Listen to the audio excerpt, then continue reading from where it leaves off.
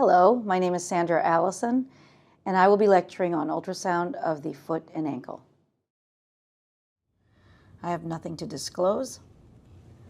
The objectives of this talk will be to learn about ankle and foot structures that can be imaged with ultrasound, recognize the sonographic appearance of the normal ankles, tendons, and ligaments, and describe the sonographic features of common ankle and foot pathology.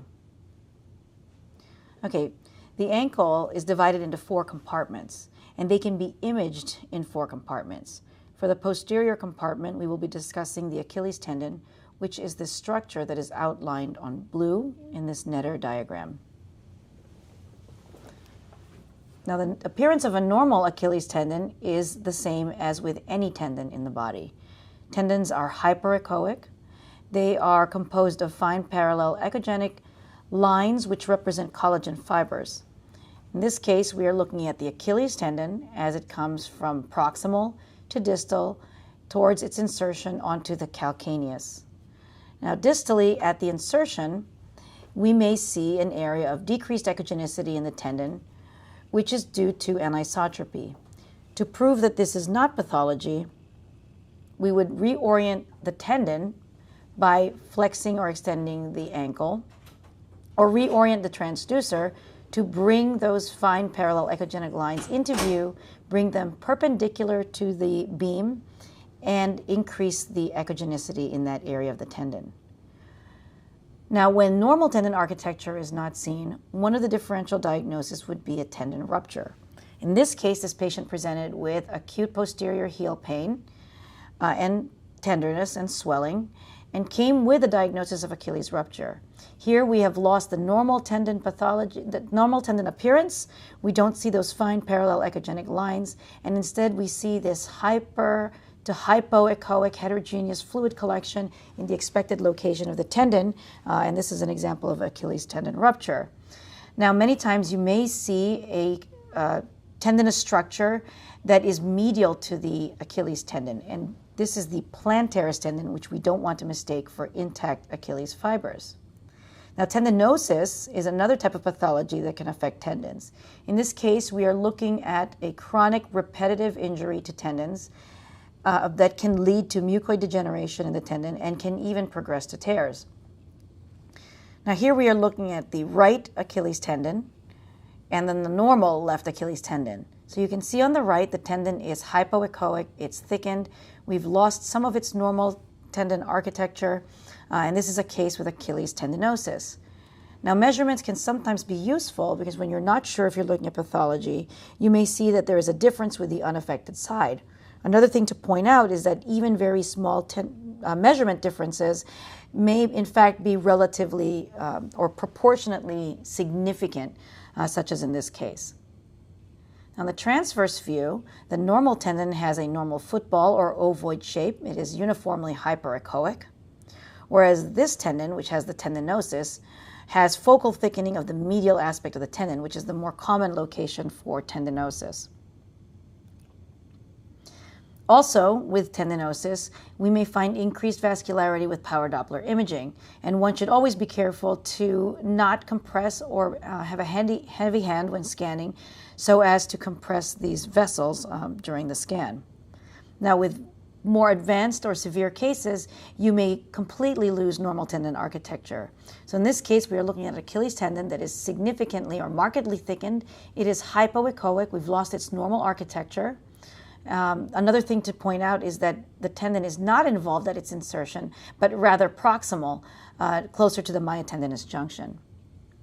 Over time, calcium may form within the tendon. So this is a case of calcific tendinosis. You see calcifications within the tendon just at near its insertion onto the calcaneus. Moving on to the medial ankle, we are looking at 3 tendons. The tibialis posterior tendon, which is outlined in blue, flexor digitorum longus tendon, which is outlined in red, and flexor hallucis longus tendon, which is outlined in green. Between the digitorum and hallucis longus tendons are the structures that travel within the tarsal tunnel, which is covered by this flexor retinaculum. And these structures are the posterior tibial artery and veins, as well as the tibial nerve. The axial view, we are looking at the tibialis posterior tendon up against the medial malleolus. Adjacent to that is the flexor digitorum longus tendon, but the flexor hallucis longus tendon is frequently not seen in the same view due to anisotropy. In between, we are looking at the tibial nerve, and we are looking at the posterior tibial artery, and then the posterior tibial veins, which are right here. Okay. Long axis, this looks just like the other tendons. We see the fine parallel echogenic lines and a very hyperechoic tendon as it traverses around the medial malleolus. Again, as it dives distal to the malleolus, you can see that we have a drop in echogenicity, and in order to determine whether this is pathology versus anisotropy, you'd like to reorient the transducer and align the tendon perpendicular to the ultrasound beam. It is also normal to have a small amount of fluid adjacent to the posterior tibialis tendon, just beyond the medial malleolus and just prior to its insertion. Now, when you see a lot of fluid, what you might want to think about is tenosynovitis. Tenosynovitis is an inflammatory condition. We see fluid surrounding the tendons within the tendon sheath. We may see thickening of the tendon sheath. The tendon themselves may look abnormal. There may be hypoechoic nodular areas within the tendon or heterogeneity of the tendon. There is typically increased vascularity during this inflammatory condition, and you can detect that with power Doppler. You don't always see fluid surrounding the tendon, but you may see ill definition of the tendons and tendon sheath. Now, tarsal tunnel is an area where the nerve can become entrapped. So just like with carpal tunnel, where you have entrapment of the median nerve, we are looking at entrapment of the tibial nerve at the level of the tarsal tunnel. Here we see an anechoic to hypoechoic multilobulated structure that is in the region of the tarsal tunnel. This is a ganglion cyst. Now, this patient felt pain, especially every time they flexed their foot. You can see with a change in the foot, you can see that this ganglion shifts medially and will actually displace and compress on the adjacent tibial nerve. Moving on to the lateral ankle, we are looking at the Peroneus longus tendon and the Peroneus brevis tendon. On the lateral, at the lateral malleolus and the axial view, if you want a mnemonic, you can remember that the brevis is against the bone, B brevis, bone, and the longus is sitting superficial to or lateral to the brevis tendon. Long axis view, the tendons, you can again see that they're uniformly hyperechoic and are composed of fine fibular echogenic lines. Distal to the malleolus, the longus and the brevis diverge, with the longus diving deeper as it wraps around the foot, and the brevis extending towards its insertion on the base of the fifth metatarsal. Okay, so just like with the prior case, this patient presenting with lateral ankle pain, but in this case we have a tenosynovitis involving the peroneal tendons.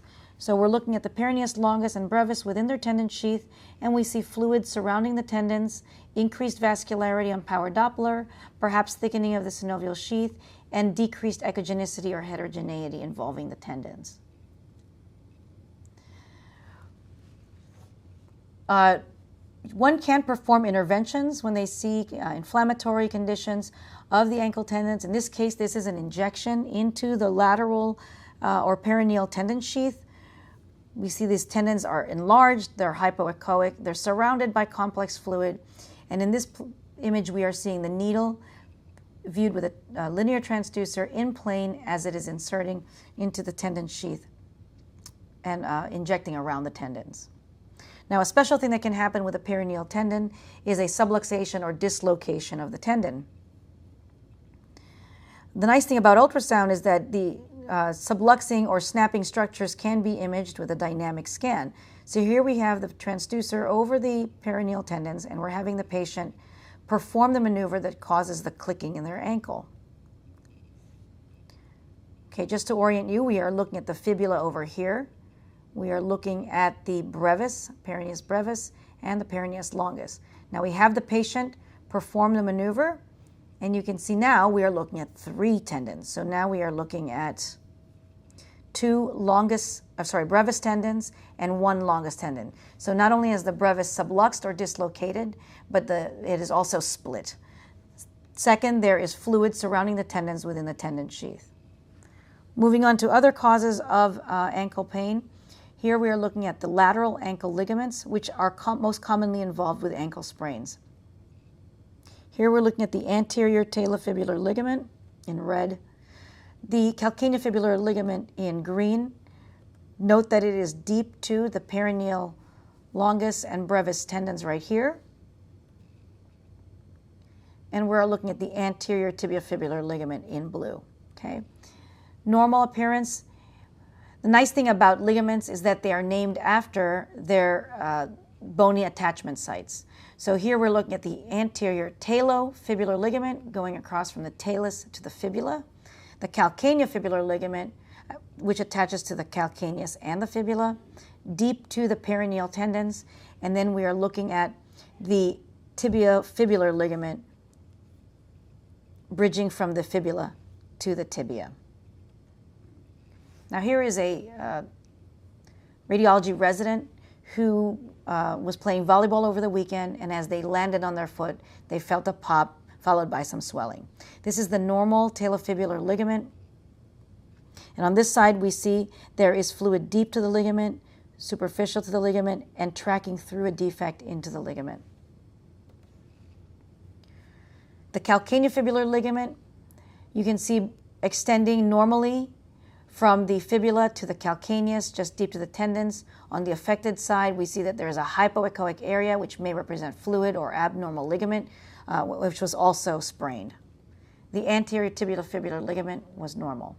Moving on to the anterior ankle tendons, we're looking at the tibialis anterior tendon, we're looking at the extensor hallucis longus tendon, and the extensor digitorum longus tendon. The anterior tibialis tendon has the same appearance as the Achilles tendon and other tendons in the body. It is composed of fine fibrillar echogenic lines, which are the collagen fibrils, and is hyperechoic. Okay, so this patient presented with a painful lump on the medial foot, and the original history was to rule out ganglion cyst. Instead, we see this hypoechoic structure, and we see that if we look closely, there are fine hyperechoic lines within the structure. If you trace it proximally, you can see that it connects to the tibialis anterior tendon. So this is a tendinosis of the tibialis anterior tendon. But if you also look closely at the insertion, you can see that there's likely a longitudinal split tear within the tendon at its insertion.